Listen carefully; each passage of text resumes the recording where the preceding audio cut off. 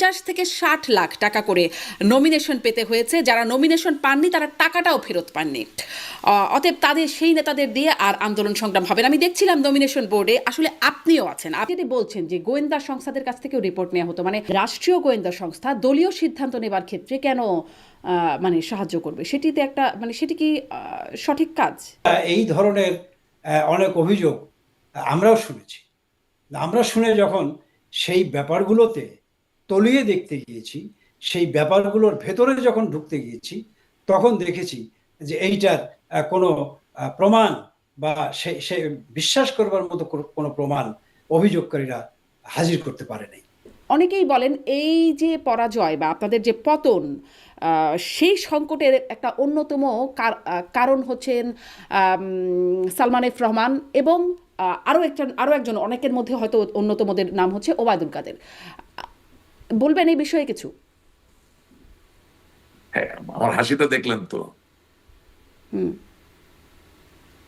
হাসিতেই কি ইন্টারপ্রেট করে নিতে হবে? আপনি বলবেন কিছু?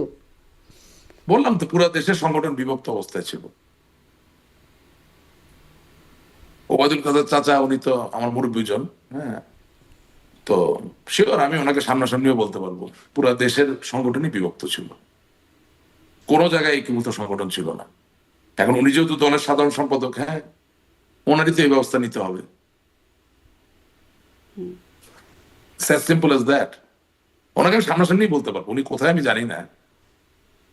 যতটুকু জানা যায় উনি ভারতে আছেন। আপনার মুখ থেকে আমরা শুনেছিলাম, সেই যে বলছিলাম, শুরু করছিলাম যে 2017 সালের এপ্রিলে একটা চট্টগ্রামের একটা সভায় আপনি বলেছিলেন আওয়ামী লীগ ক্ষমতায় না থাকলে টাকা পয়সা নিয়ে পালাতে হবে, তা কি ভাবেন না? দল যদি ক্ষমতায় না থাকে, এখন যে টাকা পয়সা রোজগার করছেন, তখন এই টাকা নিয়ে পালিয়ে বেড়াতে হবে। তখন তাহলে এটা আমার এ ধরনের কথা বলার অর্থ? জি জি, এটা আমি কর্মী সভায় বলেছি। জি চট্টগ্রাম জি, কর্মীদেরকে বলেছি। সেটা তো আমি তাদেরকে সাবধান করব। মানে আপনি প্রধানমন্ত্রী তার বক্তব্যে অনেকবার সাবধান মানে উচ্চারণ করছে। জি, আপনি কি তখনই উপলব্ধি করেছিলেন যে এরকম একটা পরিণতি হতে পারে, এজন্যই সাবধানতা বাণী? যাতে না হয় সেটা আমি সতর্ক করে দিয়েছি। তারপরেও ঠেকানো গেল না কেন? মানে সেই টাকা পয়সা নিয়ে পালাতেই হলো কেন নেতা কর্মীদের? টাকা পয়সা নিয়ে কে পালিয়েছে? মানে এই যে অবস্থায় আছে আওয়ামী লীগের নেতা কর্মীরা, ওই দু চারজন বড় লোকের কথা পান, তারা তারা তাদের ওইতে আগেই বড়। আমরা আমাদের পার্টি করে যে নেতা কর্মীরা দল করেছে, তারা ওই লুটপাট করে এখানে আসে। কিন্তু আপনার বিরুদ্ধে, আপনার এবং আপনাদের মতো সিনিয়র কেন্দ্রীয় নেতাদের বিরুদ্ধে লুটপাটের যে অভিযোগ, যে একটা অভিযোগ একদম আপনাদের নেতারাই আমার এই অনুষ্ঠানে এসেই বলেছেন, মনোনয়ন বাণিজ্য। আপনারা মনোনয়ন দেওয়ার সময় বিপুল বড় অঙ্কের টাকা নেবার অভিযোগটা কার বিরুদ্ধে ছিল? যারা কমিটিতে ছিলেন, মনোনয়ন কমিটিতে। আপনিও ছিলেন। আপনি প্রমাণ করেন। মানে আমি কি করে প্রমাণ করব? আমি তো আসলে অনুসন্ধানী সাংবাদিকতাটাও করি না। আপনাদের নেতা কর্মীরাই এটা অভিযোগটা করছেন। অপবাদ দেবে, যে অপবাদ দিয়েছে তারা তো বলেনি মেট্রো রেলের জন্য কি কষ্ট আমি করেছি। করেছেন শেখ হাসিনা, কিন্তু আমি তো দায়িত্বে ছিলাম। পদ্মা সেতুর জন্য কি কষ্ট করেছি। 4000 সেতু নির্মাণের জন্য কি কষ্ট করেছি। বাংলাদেশে এত 4 লেন 6 লেন 8 লেনের রাস্তা, সেই সমতল থেকে পাহাড় পর্যন্ত, তারপরে লিমিটেড এক্সপ্রেসওয়ে, এগুলো তো কেউ কোনোদিন বলে না। না, এগুলো তো আপনারা অনেক বলেছেন। কথা তো বলে না। না, এগুলো তো 15 বছর ধরে বলেছেন, এগুলো তো শুনেছে মানুষ, সবাই জানে এই বিষয়গুলো, শুনেছে।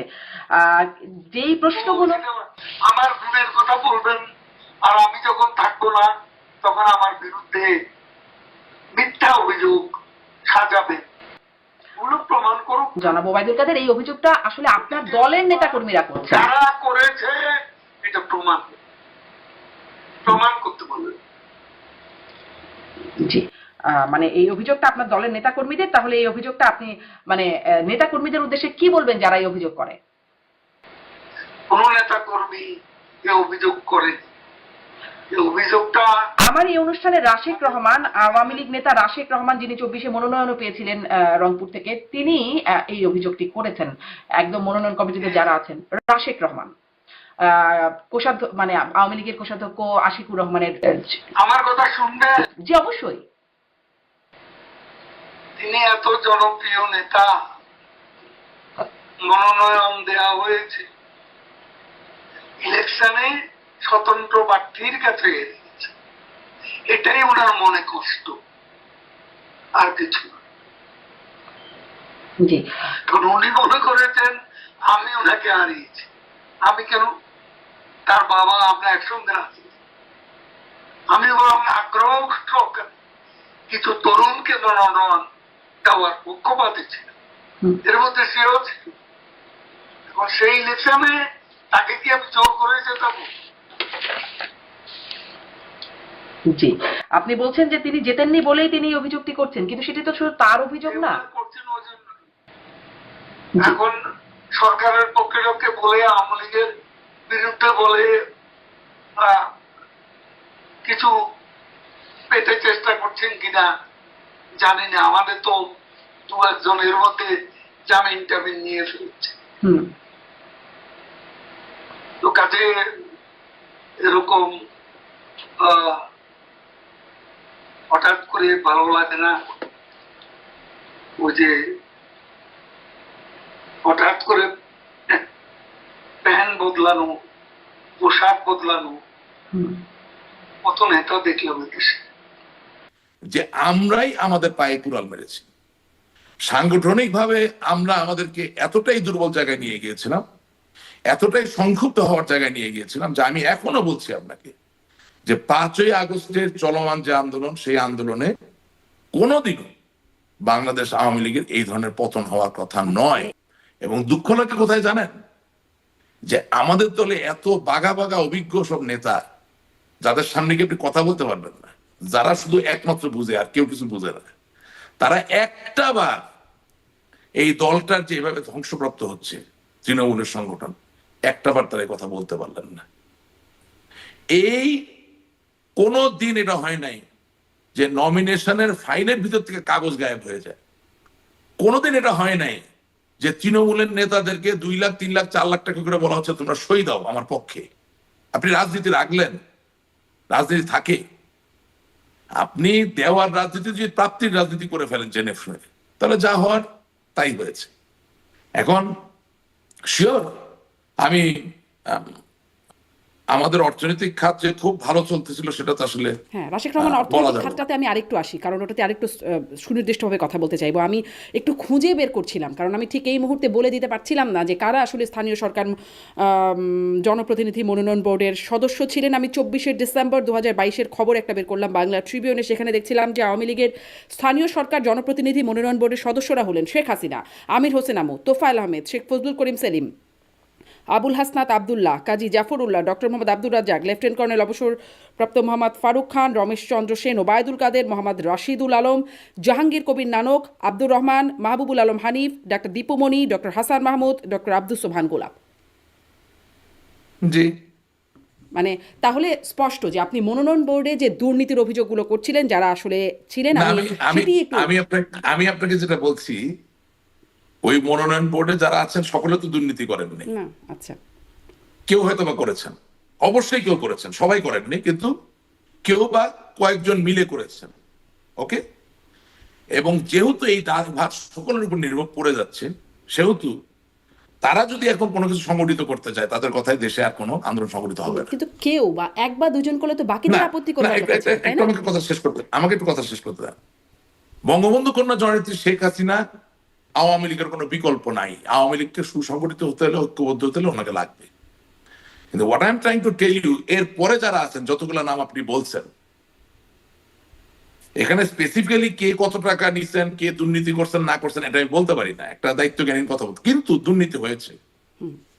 এবং সেটা করার জন্য যে গবেষণা, যে অ্যানালিসিস প্রয়োজন, সেটা আওয়ামী লীগকে করতে হবে আগামী দিনের জন্য।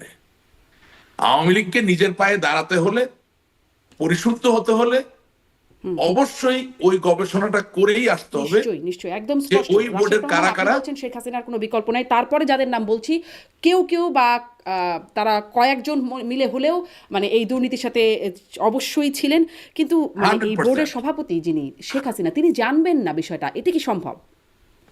না, তিনি জানলেন কি জানলেন না সেই আলাপটা তো আমি কারো অন্তরে ঢুকে বলতে পারি না।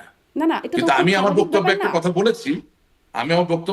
বলেছি, যে যারা আমাদের কাছে নেতা হিসেবে এসে উপস্থিত হন তাদের কাছে আমার প্রশ্ন, আমি কিন্তু আপনি প্ল্যাটফর্মটা বেছে নিয়েছি প্রশ্ন করার জন্য, আমিও তো অনেক প্রশ্ন করতে পারি নাই। তাদের কাছে আমার প্রশ্ন যে ওনারা কি আমার নেত্রী বা আমাদের নেত্রীকে বলেছেন যে এতে দল ধ্বংস হয়ে যাচ্ছে? ওনারা তো আপনার টিভিতে আসে কথা বলে, তো আপনি তাদেরকে জিজ্ঞাসা করেন না ডেকে নিয়ে যে ডিড দে সে সামথিং? আপনার এখানে মাটি মানুষের যারা নিজেদেরকে নেতা দাবি করে আসে তাদেরকে আপনি প্রশ্ন করেন, বললেন আমার কথা বললেন, আমার মতো আরো 100 লাখো হাজারো কর্মী আছে তাদের এই প্রশ্ন। যে প্রশ্নটা হচ্ছে যে স্থানীয় পর্যায় থেকে শুরু করে যত্রতত্র বঙ্গবন্ধু স্বাধীনতার যে মার্কা নৌকা মার্কাটা দেওয়ার মাধ্যমে দল যে সাংগঠনিকভাবে দুর্বল হয়ে গেল এবং এখানে যে নির্বাচনী নমিনেশনের ক্ষেত্রে একটা দুর্নীতির জায়গা তৈরি হলো এবং সেখানে প্রথিতযশা কিছু নেতা মানে তথাকথিত বাঘা বাঘা নেতা যারা এই দুর্নীতিতে অংশগ্রহণ করলেন, সেই ব্যাপারে তারা কি জননেত্রী শেখ হাসিনাকে অবগত করেছিলেন?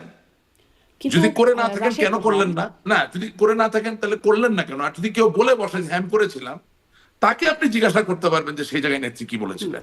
কিন্তু অবগত করতে হবে কেন? মানে এটি তো মানে no no, that's Sheikh another Hasina thing. তিনি তিনি তো আর No. 2 দিন ধরে রাজনীতি করেন না, তার রাজনীতির অভিজ্ঞতা যারা এই প্যানেলে আছেন শুনেন, তাদের থেকে কমও না, তার দক্ষতা যোগ্যতাও নিশ্চয়ই কম না। অতএব তাকে কি কি এই বিষয়গুলো সব মানে বলে দিতে হবে যে হ্যাঁ Thank you. আমরা দুর্নীতি করছি বা এখানে দুর্নীতি হচ্ছে? তার কাছেও তো নানান গোয়েন্দা তথ্য যায়। থ্যাংক ইউ, আমি তো সেটাই বলছি যে কারো ব্যক্তিগত সক্ষমতার জায়গায় মতামত দেওয়ার জন্য আমি এখানে আসি নাই। আমি এখানে কথা বলছি একটা এন্টায়ার সিস্টেম নিয়ে। আমার দলে ওয়ার্ড কমিটি আছে, ইউনিয়ন কমিটি আছে, উপজেলা কমিটি আছে, জেলা কমিটি আছে, সেন্ট্রাল কমিটি আছে, হ্যাঁ, প্রেসিডিয়াম আছে, সবকিছু মিলিয়েই তো একটা সিস্টেম। আপনি যে প্রশ্ন করতেছেন এই প্রশ্ন অনেকে করে, কিন্তু আমাকে তো একটা ক্লাস নির্ভর দলের মাঝে থেকে তার রেজিমেন্টেশন মেনটেন করে আমার প্রশ্নগুলো করতে হবে। এবং সেই জায়গায় আপনি যদি আরো স্পেসিফিক হতে চান, সেই সহযোগিতাটা আপনাকে আমাদেরকে করতে হবে। সো আমি কিন্তু আপনাকে যথেষ্ট ammunition I have given you to go around and ask. আপনাদের সাথেই কথা বলে মানে আপনাদের নেতাকর্মীদের সাথেই কথা বলছিলাম। রাশেক রহমান সম্প্রতি আমার একটা অনুষ্ঠানে ছিলেন, আওয়ামী লীগের নেতা, তিনি একজন নেতা, তিনি বলছিলেন যে স্থানীয় সরকার নির্বাচনে প্রতীক বরাদ্দ দেওয়াটা এটা ছিল আওয়ামী লীগের প্রথম ভুল সিদ্ধান্ত এবং সেটি আসলে আপনারাও পরবর্তীতে রিয়েলাইজ করেছেন এবং সেখান থেকে ফিরেও এসেছেন। কিন্তু তিনি যেটি বলছেন যে এই নমিনেশন প্রক্রিয়ায় যে নেতৃবৃন্দ উপস্থিত ছিলেন তাদের কাউকে দিয়ে আগামী দিনের রাজনৈতিক আন্দোলন সংগঠন করতে পারবে না। 50 থেকে 60 লাখ টাকা করে নমিনেশন পেতে হয়েছে, যারা নমিনেশন পাননি তারা টাকাটাও ফেরত পাননি। অতএব তাদের সেই নেতাদের দিয়ে আর আন্দোলন সংগ্রাম হবে না। আমি দেখছিলাম নমিনেশন বোর্ডে আসলে আপনিও আছেন, আপনি, জাহাঙ্গীর কবির নানক, বাহাউদ্দিন নাসিম, বি এম মোজাম্মেল হক, এনারা সেই নমিনেশন বোর্ডে ছিলেন। একটু এই অভিযোগটা সম্পর্কে বলবেন? আপনাদের নেতারাই এবং আরও নেতারা যারা অনানুষ্ঠানিকভাবে কথা বলেছেন, রাশেক রহমান আনুষ্ঠানিকভাবে আমার এই আয়োজনেই বলেছেন, অনানুষ্ঠানিকভাবে অনেকেই আসলে এই অভিযোগটা করছেন আপনাদের নেতাকর্মীরাই। আসলে কি 50 থেকে 60 লাখ টাকা করে নেওয়া হতো? আমি আপনাকে একটা কথা বলি। স্থানীয় নির্বাচনে দলীয় প্রতীক বরাদ্দ করে নির্বাচনে যাওয়া না যাওয়ার বিষয়টি সেটি ছিল আমাদের একটা রাজনৈতিক সিদ্ধান্ত এবং সেই সিদ্ধান্তটি মাননীয় প্রধানমন্ত্রিত্ব এবং আমাদের দলের সভাপতি তার নেতৃত্বেই হয়েছিল। এটা যেটি বলছিলাম এটি ছিল একটা রাজনৈতিক সিদ্ধান্তের অংশ।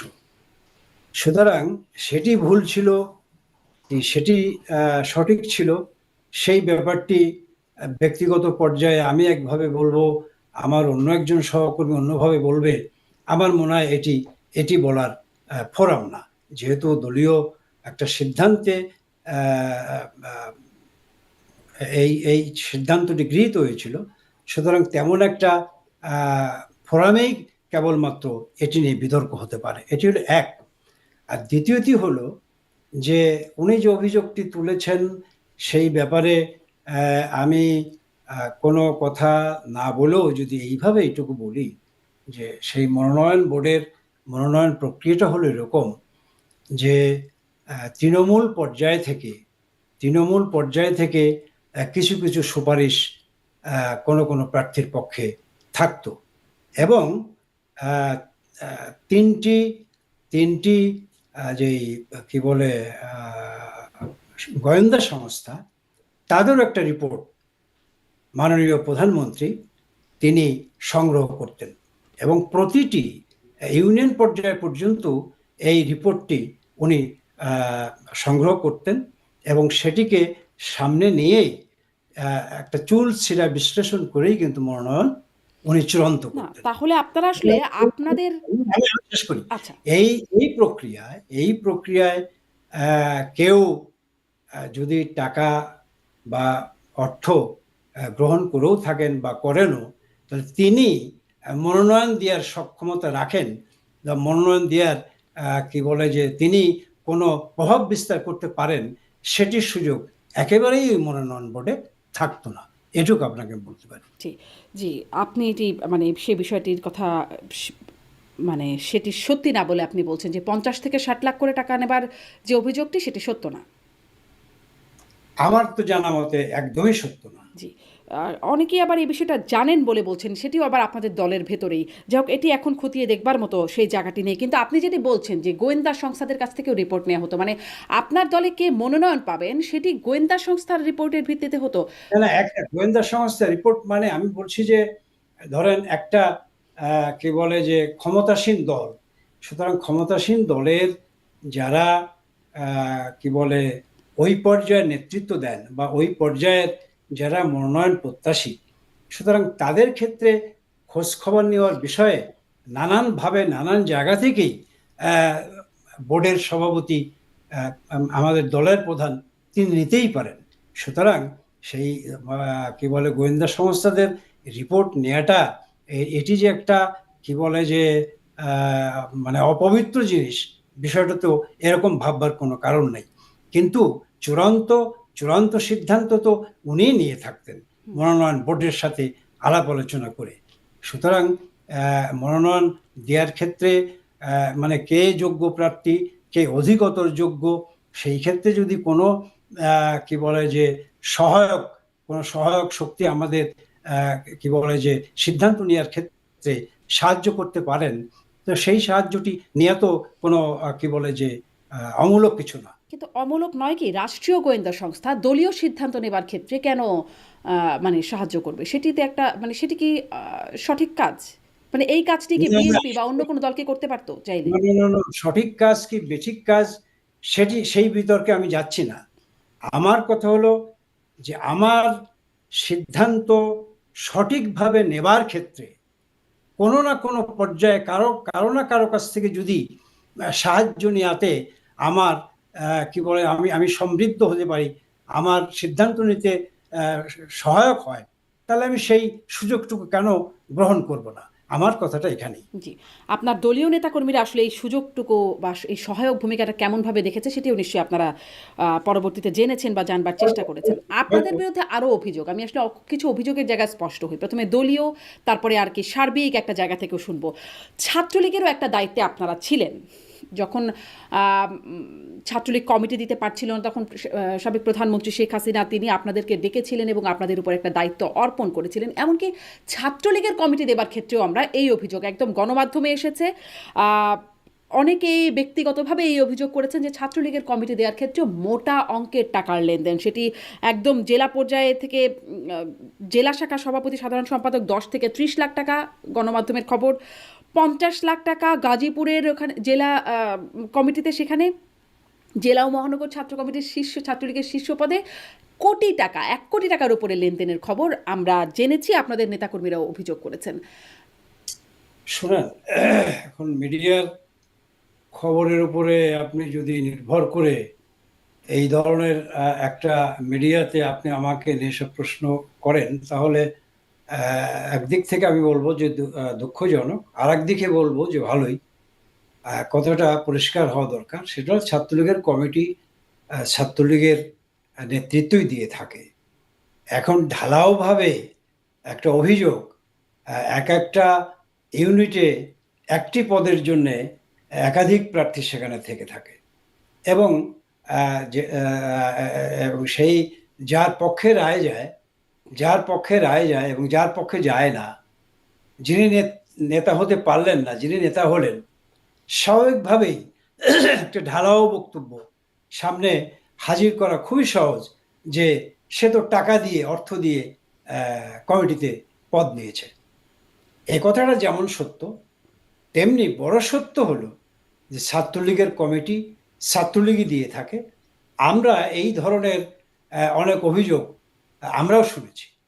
আমরা শুনে যখন সেই ব্যাপারগুলোতে তলিয়ে দেখতে গিয়েছি, সেই ব্যাপারগুলোর ভেতরে যখন ঢুকতে গিয়েছি, তখন দেখেছি যে এইটার কোনো প্রমাণ বা সে বিশ্বাস করবার মতো কোনো প্রমাণ অভিযোগকারীরা হাজির করতে পারেনি।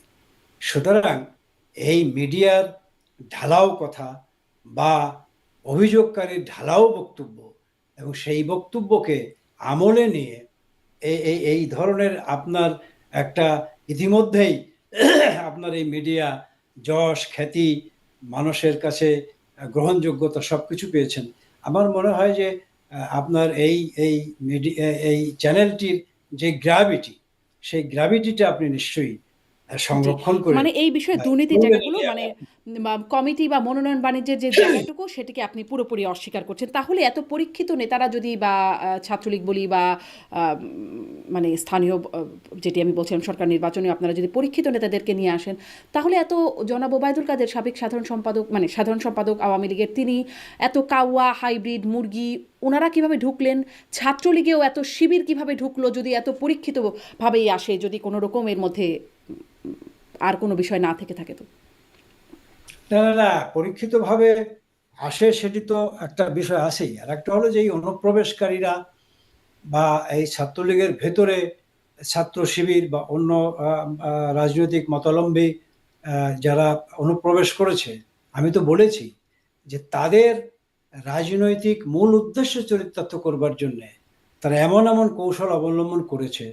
এবং যখন একটা রাজনৈতিক দল দীর্ঘদিন ক্ষমতায় থাকে, এবং সেই ক্ষমতা থাকাকালীন অবস্থায় আমি তো আগেই স্বীকার করেছি যে এইখানে তো দুর্বলতা আছেই, এখানে তো কিছু ব্যর্থতা আছেই।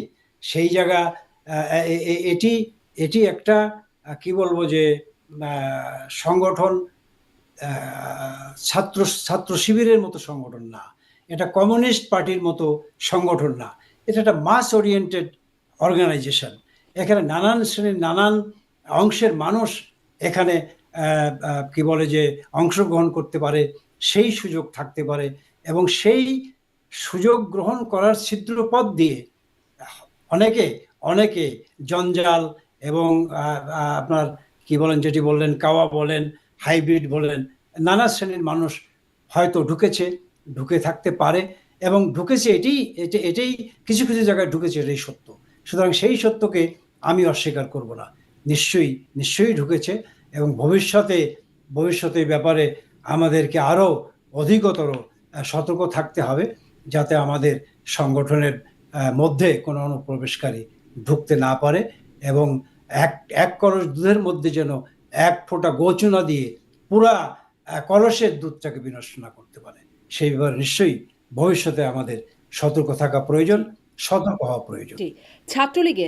ছাত্রলীগের বিষয়ে একটু জানতে চাইছিলাম। আপনাদের মানে এই গণ অভ্যুত্থানের সময় আমরা ওবায়দুল কাদেরকে বলতে শুনেছি যে ছাত্রলীগ, এই আন্দোলন দমনে ছাত্রলীগ একাই যথেষ্ট, এবং তারপরে ছাত্রলীগের ভূমিকা নিয়ে অনেক বিতর্ক, ছাত্রলীগ কিভাবে মারমুখী হয়েছে কিছু কিছু বিষয় ভিডিও আকারেও আমরা দেখেছি। এবং এখন আমরা জানতে পারছি ওবায়দুল কাদের তিনিও দলে বা শেখ হাসিনার কাছে তিনিও খুব আশ্রয় প্রশ্রয় এখন পাচ্ছেন না, আসলে কি? এবং তার অনেক বিতর্কিত ভূমিকার বিষয়ে এখন উঠে আসছে। আমি দেখছিলাম আপনাদের বাংলাদেশ আওয়ামী লীগের যে পেজটি, সেখানেও এমনকি এই বিষয়টি উঠে আসছে। আসলে কি ওবায়দুল কাদেরের অবস্থান কেমন এখন দলে? আমার তো জানা মতে অবস্থান তো ভালোই, খারাপ কি? আচ্ছা এমন খারাপ কিছু তো শুনি নাই। আচ্ছা, ওবায়দুল কাদেরের অবস্থান ভালো বলেই আপনি মনে করছেন।